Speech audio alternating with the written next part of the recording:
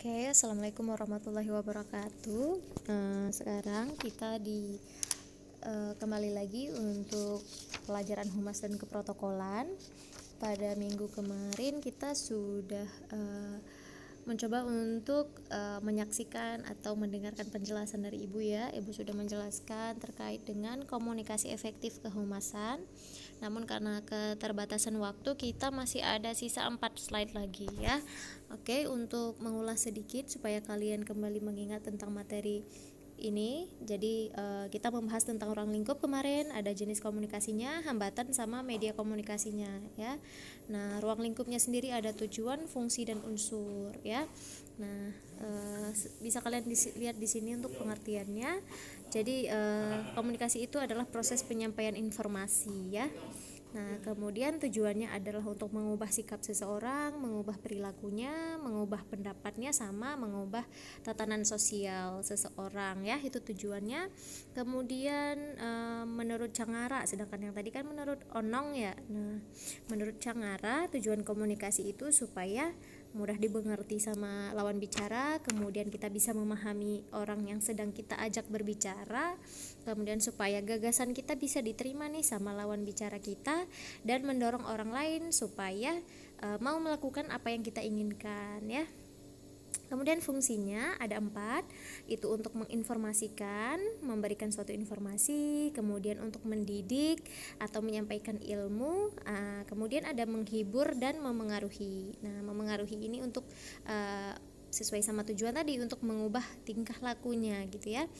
Kemudian unsur komunikasi ada lingkungannya, ada encoding decodingnya, kemudian ada sumber penerima, ada kompetensi komunikasi, umpan balik, gangguan komunikasi, saluran komunikasi, dan pesannya ya.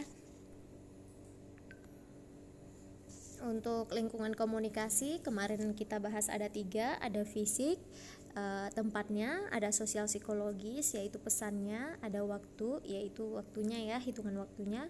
Kemudian encoding decoding. Nah, encoding decoding ini adalah proses menerima dan memberi pesan ya. Kemudian sumber penerimanya yang duluan ngasih sumber dari informasinya siapa. Kemudian kompetensi komunikasi itu kemampuan dalam berbicaranya seperti apa. Kemudian ada umpan balik dari si penerima pesan ya. Si pemberi pesan itu ngelihat si pemberi ngasih ke seseorang, terus yang dikasih itu ngasih feedbacknya gimana gitu.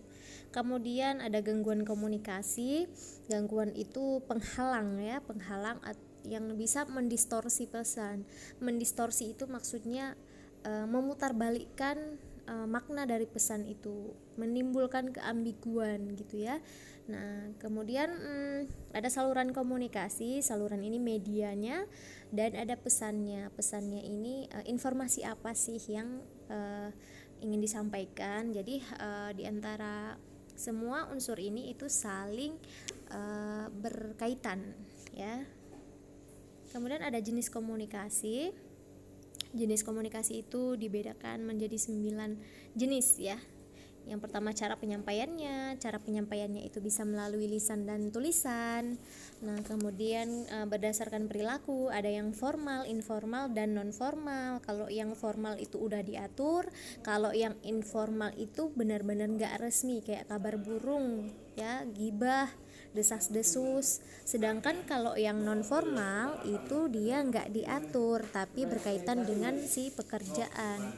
Kemudian ada berdasarkan ruang lingkupnya. Berdasarkan ruang lingkup itu ada vertikal, horizontal, dan diagonal ya.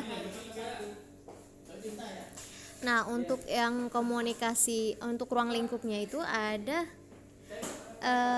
untuk ruang lingkupnya itu ada komunikasi internal sama eksternal ya. Nah, di sini ada kesalahan dalam penulisan. Nah, ada internal sama eksternal. Yang internal itu bersifat vertikal, horizontal, dan diagonal. Kalau vertikal ke atas, horizontal itu sejajar, sedangkan diagonal itu kedudukannya itu agak nyerong ke atas gitu ya. Nah, sedangkan yang eksternal itu ke pihak luarnya ya. Nah, kemudian ada aliran informasi. Aliran informasi ini ada 5. Ada komunikasi satu arah. Kalau satu arah ya hanya satu pihak aja. Kemudian ada 2 arah, itu ada timbal baliknya.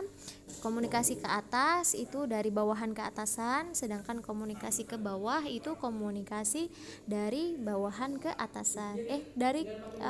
Komunikasi ke bawah itu dari atasan ke bawahan, sedangkan yang ke samping ke staf yang punya kedudukan yang sejajar ya.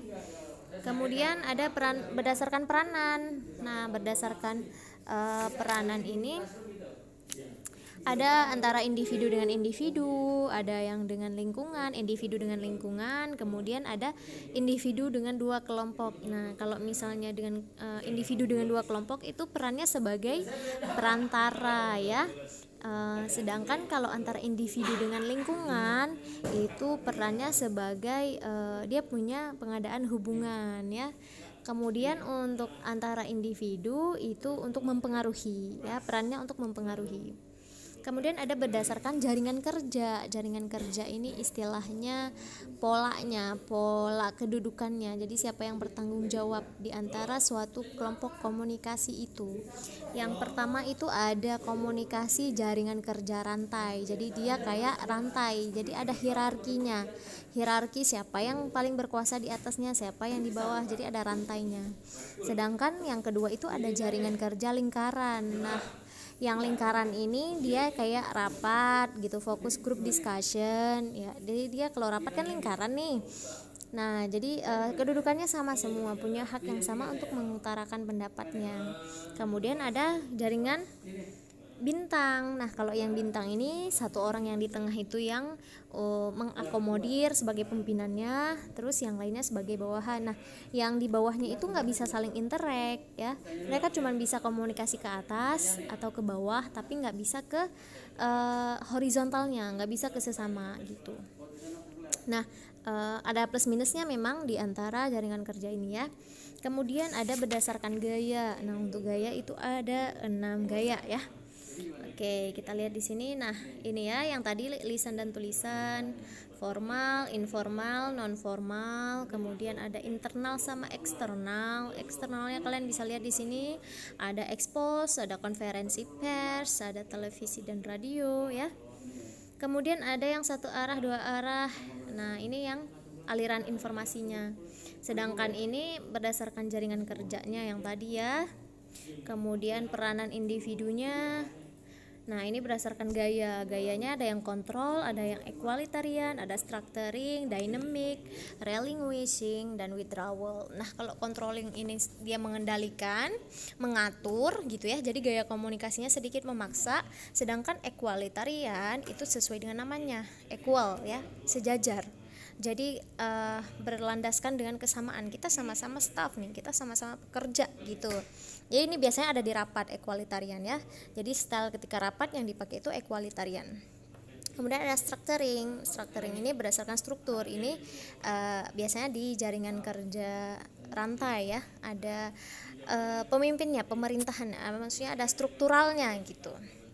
Kemudian ada dynamic. Nah, dynamic ini dia berorientasi kepada tindakan. Biasanya ini orang-orang yang bersifat di lapangan atau yang bersifat action gitu ya. Jadi dia nggak yang suka merintah, tapi lebih langsung kerja gitu ya.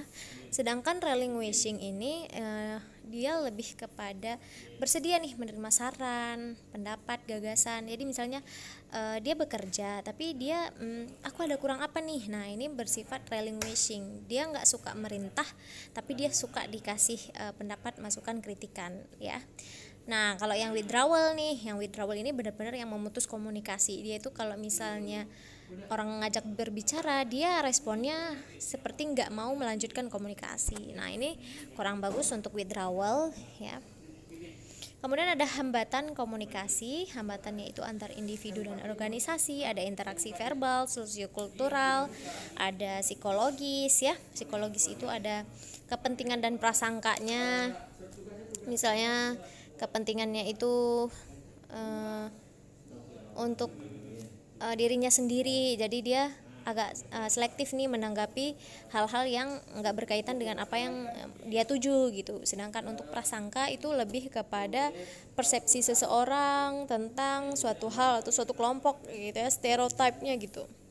Kemudian sosiokultural itu ada etnik, ada norma sosial, ada kemampuan berbahasa, ada faktor semantik ya. Faktor semantik ini tatanan bahasa ya.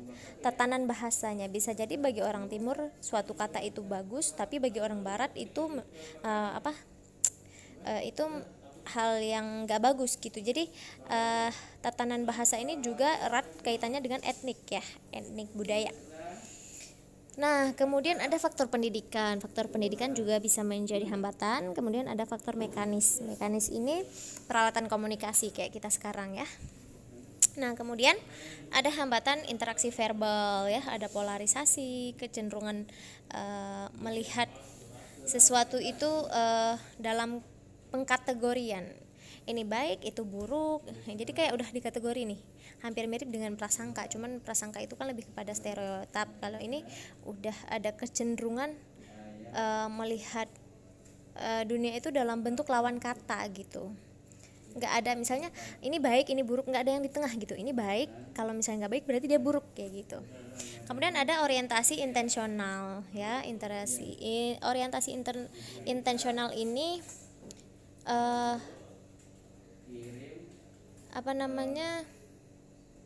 kita itu kayak sama kayak yang tadi polarisasi, tapi polarisasi ini kan mengkategorikan. Nah, sedangkan orientasi intensional ini dia itu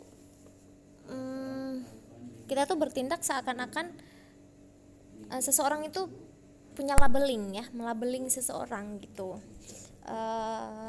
Misal yang tadi dia baik, dia buruk. Jadi kita udah melabel nih orang-orang kayak gini nih. Nih, udah labeling nih. Terserah dia mau lakuin apapun, label itu tetap melekat kayak gitu. Nah, kemudian ada indiskriminasi. Indiskriminasi ini adalah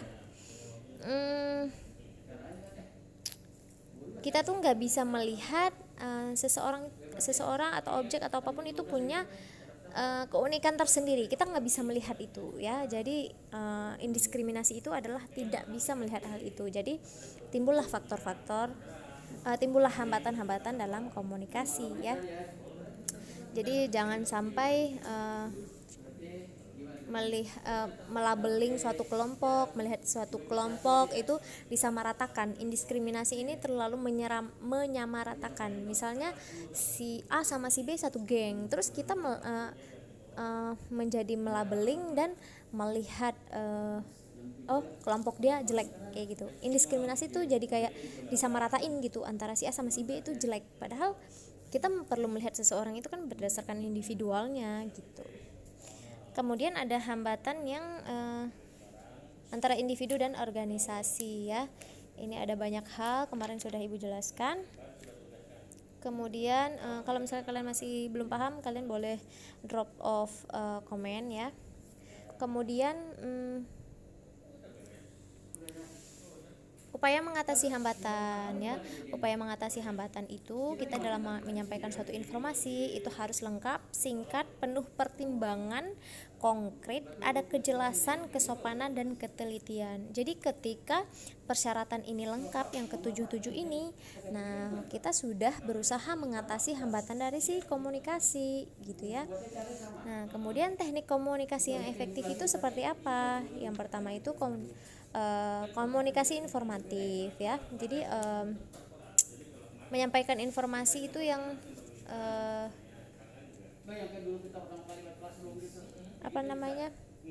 pesan yang disampaikan itu yang hal-hal baru yang diketahui. Jadi kalau ini berdampak kepada kognisinya gitu ya. Jadi hanya ngasih informasi gitu. Efektif ketika hanya bersifat informatif gitu. Jadi nggak yang campur baur. Nah, kemudian ada yang persuasif. Persuasif ini untuk mengubah perilaku dan menekan sisi psikologis ya. Kemudian komunikasi yang bersifat perintah. Nah, ini yang bersifat paksaan, yang kayak gaya controlling tadi ya. Kemudian ada yang berhubungan memiliki hubungan manusia. Nah, yang ini tuh mengandung nilai kemanusiaan dan unsur kejiwaan. Nah, biasanya masing-masing punya nilai efektivitas masing-masing ya. Ketika komunikasi informatif itu efektif untuk menyampaikan info. Komunikasi persuasif itu efektif untuk ngajak orang gitu untuk melakukan sesuatu atau mengubah sikapnya. Sedangkan komunikasi yang bersifat perintah itu efektif untuk nyuruh orang gitu. Nah, sedangkan yang hubungan manusia itu efektif untuk nyampein heart to heart gitu ya. Heart to heart ya. Nah, seperti itu, tergantung kalian mau nyampein apa nih. Nah, pakai dah teknik mana yang mau kalian gunakan gitu. Kemudian media komunikasi humas. Nah, medianya nih kita lihat dulu nih pengertiannya. Jadi ini kemarin udah Ibu jelaskan ya. Nah, jadi media humas ini adalah sarana komunikasi antara si organisasi dan publik. Ya, sarana komunikasinya. Nah, pemilihan medianya harus berdasarkan tujuan. Tujuannya apa dulu nih? Baru deh dipilih medianya. Terus materinya apa nih? Nah, disesuaikan nih dengan penyampaian bahannya gitu. Kemudian karakteristik pembelajar kita tuh harus ngeliat karakter dari audiens ya, jangan sampai disamaratakan kayak tadi. Kemudian teori, berdasarkan teori atau penelitian itu yang paling sesuai dengan tujuan dan materi tadi media apa nih kayak gitu. Kemudian gaya belajar ini sama kayak si karakteristik audiens. Kalau audiens yang sifatnya ABC, berarti gaya belajarnya kayak gimana nih kayak gitu ya. Kemudian kondisi lingkungan, kita lihat juga nih kondisi mendukung nggak, fasilitasnya mendukung nggak, seperti itu ya. Jangan sampai nih pemilihan media yang misalnya suatu perusahaan pengen nge-branding dirinya dengan baik, terus dia pakai aplikasi yang tanda kutip itu kurang bagus di masyarakat, misalnya kayak di Bigo gitu, itu kurang bagus ya. Nah, kalau misalnya dia pengen nge-branding untuk dalam hal istilahnya dia produk yang bagus atau perusahaan yang berwibawa, nah pakailah sosial media yang berwibawa juga, seperti itu. Kemudian media humas internal. Nah, jadi media humas itu ada yang internal sama eksternal, ya kan? Nah, yang internal ini ada media tulis, elektronik, sama lisan. Jadi kalau yang internal itu hanya di antara di dalam organisasinya aja gitu. Media tulisnya itu ada jurnal internal, ada papan pengumuman, literatur, pengenalan dan brosur. Sedangkan yang elektroniknya ada kaset video, stasiun radio sendiri, terus ada jaringan telepon internal. Sedangkan yang lisannya itu ada insentif bicara. Nah, sedangkan media elektronik itu ada kaset video, stasiun radio, sama jaringan telepon internal. Enggak. Nah, kemudian media lisan itu ada insentif bicara, siaran langsung, obrolan langsung, presentasi video gitu ya. Nah, ini yang dipakai di dalam humas internal. Jadi kalau di dalam humas internal nggak bakal nih bisa diakses sama orang luar gitu. Sedangkan untuk media eksternalnya sendiri itu jurnalnya jurnal eksternal, media audio visual, literatur edukatif, komunikasi lisan, pameran, seminar, sponsor ya. Oke. Oh ya, ini yang kemarin belum sempat dijelaskan ya. Nah, media humas eksternal ini media untuk kegiatan humas yang diarahkan kepada halayak ya. Jadi untuk branding, untuk penyampaian informasi tentang perusahaan dan sebagainya, untuk media luar lah, untuk halayak luar, untuk pangsa pasarnya ya pakai media ini gitu. Jadi fokusnya itu adalah hubungan dengan awak media ya. Media eksternal ini berpengaruh besar nih dalam publisitas suatu organisasi yang bersangkutan.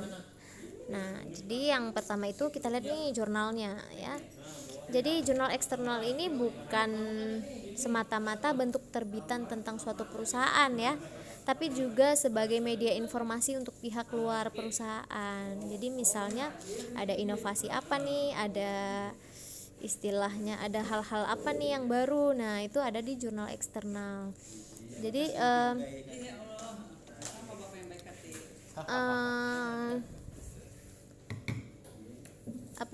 jurnal eksternal ini hampir mirip seperti majalah-majalah gitu ya, yang bisa menarik halayak gitu. Jadi bukan yang sesuatu yang pakem, yang baku, yang gitu-gitu aja tampilannya yang bikin orang bosen, enggak gitu ya. Jadi harus dibuat sedemikian rupa. Kemudian ada audiovisual. Nah, media audiovisual ini kayak siaran pers ya, radio, televisi, perangkat audiovisual gitu. Nah, jadi media audiovisual ini itu dikendalikan oleh pihak tertentu yang diarahkan kepada halayak gitu, dan sifatnya terbatas. Kayak radio kan terbatas tuh zona-zonanya, kemudian televisinya channelnya hanya orang yang nonton channel ini doang loh yang bisa ngakses kayak gitu ya.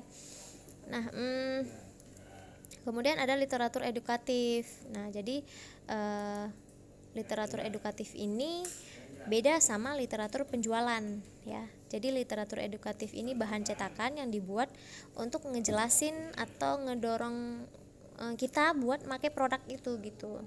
Nah, jadi ada dikasih tahu manfaatnya apa, nilai dari produknya apa, kan kayak mengeduket orang tentang produk kita gitu. Kemudian ada komunikasi lisan. Komunikasi lisan ini uraian secara lisan terus didukung sama peralatan audiovisual gitu ya. Ini biasanya para PR itu mereka itu tugasnya adalah ini. Jadi mereka itu nge-present kepada halayak gitu, kayak yang kalian tahu kan kalau misalnya PR datang ke sekolah-sekolah, kampus-kampus buat ngasih tahu tentang produk mereka, itu kan ada PR-nya tuh yang ngepresentasi gitu, presentasi ngomong nih, tapi mereka juga punya media audio visualnya kayak PPT, entah video-video kayak gitu ya. Nah, itu mereka dibayar untuk itu gitu. Nah, kemudian ada pameran. Pameran di sini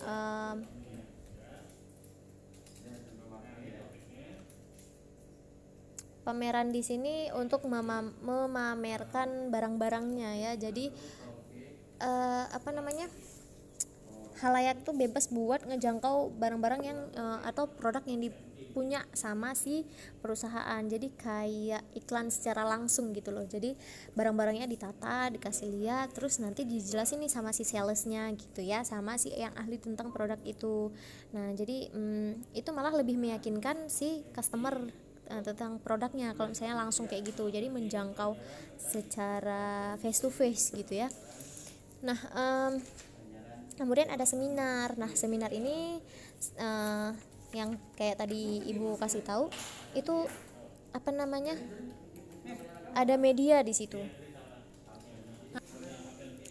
Nah, jadi di seminar ini diselenggarakan itu khusus untuk ngebicarain tentang produk itu. Jadi bentuknya itu kan bisa berupa seminar sama konferensi. Jadi mirip lah sama konferensi pers, cuman kalau pers itu kan yang diundang wartawan, sedangkan kalau misalnya seminar itu yang diundang halayaknya kayak gitu.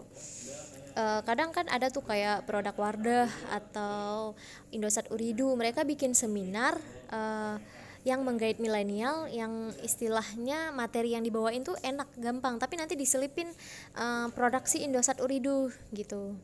Nah, kemudian ada sponsor. Nah, sponsor ini penyedia dukungan finansial untuk suatu acara. Nah, jadi kayak yang tadi Ibu jelasin, kalian punya acara organisasi, terus kalian bikin